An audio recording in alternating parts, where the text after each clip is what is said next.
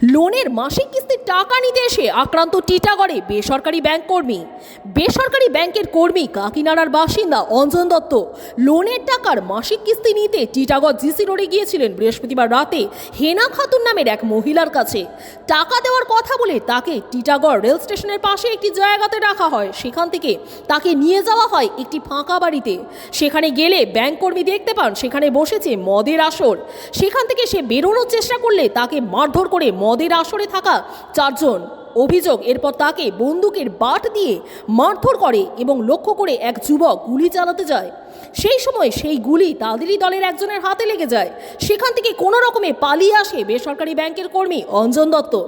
Barrackpore doctor BN Basu মহকুমা হাসপাতালে এসে প্রাথমিক চিকিৎসা করান। ঘটনার খবর পেয়ে হাসপাতালে আসে টিটাগড় থানার পুলিশ।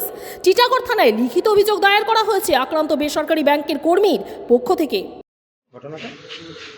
ঘটনা পেমেন্ট দেওয়ার জন্য ডাকলো আমাকে। কে ডাকলো? সুমন নাম ছিল মনে হয়, তো নিয়ে গেল। কোথায় ডেকেছিল তোমায় পেমেন্ট নেওয়ার জন্য? চিটা করে 4 নম্বর স্টেশনে। আমি গেলাম, নামলাম, ও বললো পেমেন্টের জন্য চলো ভেতরে। গেলাম, ওরা পেমেন্ট দেবে। গেলাম, তারপর 4 জন ছিল ঘরে, মদ খাচ্ছিল। কাছে ঢুকছিলাম না, ট্রেনে ঘরে ঢোকালো, ব্যাস দরজা বন্ধ করলো, ব্যাস। তারপরে কি করলো? মার ধর কি মার, যে মারছিল বেশি তাড়াতাড়ি গুলি লেগেছে। কোন ব্যাংকের জন্য তুমি গিয়েছিলে? IDFC ব্যাংকে কালেকশানে। কত টাকা ইএমআই বাকি ছিল? 6418। সেই টাকা চাওয়ার পরই তোমাকে মারধর শুরু করে? হ্যাঁ। তারপরে ওখানে কি গুলি চালিয়েছিল? তারপর একজন গুলি চালাতে গেল, ওর হাতে লেগেছে।